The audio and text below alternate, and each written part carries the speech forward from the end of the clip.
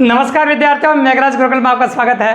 तो आज का जो टॉपिक है आपका काफ़ी मज़ेदार है। आज डिटेल में चर्चा करने वाले हैं अपन सेट 2023 स्नातक लेवल के बारे में, क्योंकि हाल ही में कुछ दिन पहले इसका रिजल्ट आया है और इसका रिजल्ट जब से आया तब से बच्चों के क्वेश्चंस की जो है कोचिंग्स में, ऑफलाइन कोचिंग में, ऑनलाइन कोचिंग में, अपने संबंधित टीचर्स से काफ़ी ज़्यादा क्वेश्चंस बढ़ गए हैं। हर बच्चा क्वेश्चन ये कर रहा है, सर किस हिसाब से चयन किया जाएगा, कितने नंबर पर नंबर आ जाएगा, परसेंटेज क्या रहेगी, किस प्रकार से इसी के लिए वीडियो बनाया गया है। इसी में विस्तार से चर्चा करेंगे इसके बारे में, क्या प्रोसीजर है, क्या करना पड़ेगा, क्या क्या पद हैं और हम किस में डालें तो बहुत अच्छा रहेगा, क्या होगा, सब कुछ सारी प्रक्रिया के बारे में बात करने वाले हैं अपन।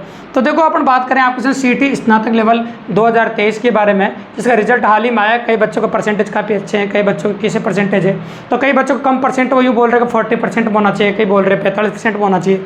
तो सब अपने अपने अलग अलग अंदाजे लगा रहे हैं, तो उसी के बारे में हम चर्चा करते हैं। पहले तो अपन बात करते हैं CET स्नातक लेवल 2023 जो एग्ज़ाम राजस्थान सरकार ने या फिर करवाया था बोर्ड ने, तो उस एग्ज़ाम में कौन कौन सी भर्तियाँ थी। टोटल अपन कह सकते हैं 11 भर्तियों में अपन कह सकते हैं कनिष्ठ लेखाकार था, तहसीलदार राजस्व लेखाकार था, सुपरवाइजर था, महिला प्रेषक था, पटवार था, जिलेदार था, छात्र अधीक्षक था, यानी जल संसाधन में थी दोनों वैकेंसियाँ, पटवार भर्ती, जिलेदार दोनों, छात्र अधीक्षक है, उप कारागार है और कारापाल है, प्लाटून कमांडर है। ये सारी भर्तियाँ मिलाकर 6479 पद है, कुल पद है 6479 पद है।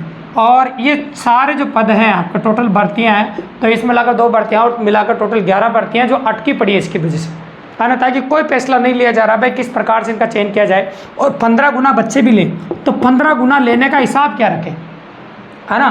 तो बोर्ड के पास ये परेशानी उत्पन्न हो गई कि 15 गुना ले, उसका हिसाब क्या रखें। इस असमंजस में आने के बाद बोर्ड ने फैसला छोड़ा है कार्मिक विभाग के ऊपर और फैसला दिया, कार्मिक विभाग से राय मांगी है और कार्मिक विभाग से राय मांग के पूछा उनसे कि भाई क्या किया जाए, किस हिसाब से 15 गुना बच्चों को लिया जाए और किस हिसाब से 15 गुना बच्चों को ले, ताकि उन बच्चों के हिसाब से मेरिट लिस्ट तैयार करें तो विवाद भी नहीं हो, है ना। इस प्रकार कार्य विभाग से माना गया है। तो चल ही रहा है, 2-4 दिन में हो जाएगा, कुछ दिनों में ये आ जाएगा सामने। लेकिन अपन कह सकते हैं कि जो होगा वो प्रैक्टिकली अप्रोच कैसा, अगर हम देखें आपके सामने, तो जो परसेंटेज आपकी जिस परसेंटेज इसकी आप ज़्यादा होगी उसमें जितने फॉर्म डालेंगे 15 गुना के हिसाब से, उसी के हिसाब से बच्चे लिए जाएंगे।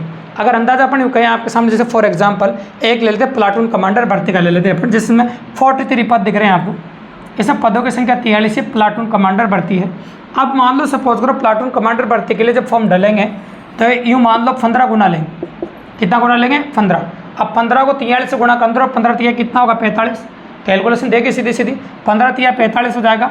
एक भर्ती का ले रहे हैं, ऐसे सभी भर्तियों का आप निकाल सकते हैं। तो 15 तिया 45 हासिल कितना हो गया आपका? 4। अब 15 चौक 4 64, मतलब 15 गुना अगर वो पास करते हैं तो 645 बच्चों को शॉर्ट लिस्ट करना पड़ेगा।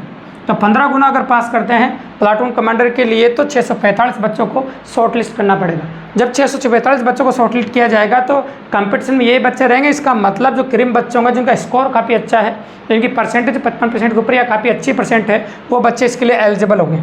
तो कुल मिलाकर क्राइटेरिया जो कार्य विभाग जो सोचेगा वो ये रहेगा ज़्यादातर कि भाई 15 गुना भी अपन ले तो इस हिसाब से लें।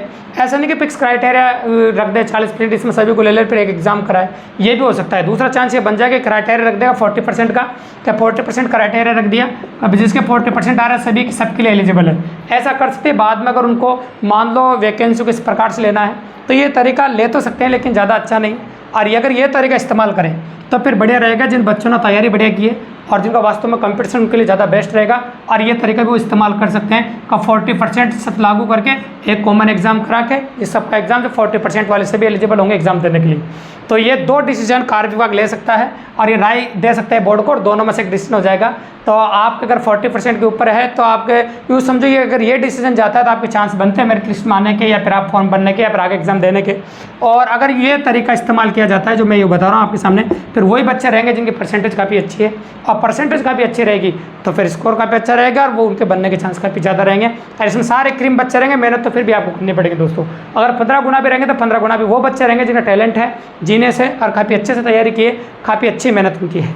ठीक है, तो ये था आपका सेट स्नातक लेवल 2023 के बारे में आकलन अपना। ये सब वैकेंसीज हैं, तो जिनके स्कोर काफ़ी अच्छा हो रहा है उनको बहुत बहुत शुभकामनाएं और बहुत जल्दी इसका फैसला आने वाला है। उसके बाद जो वैकेंसी फॉर्म में करवाया जाएगा और कंडक्ट होगा, फिर उसके बाद अपन और भी चर्चा करेंगे कोई भी नेक्स्ट वीडियो बनाकर इसके बारे में डिटेल में। धन्यवाद।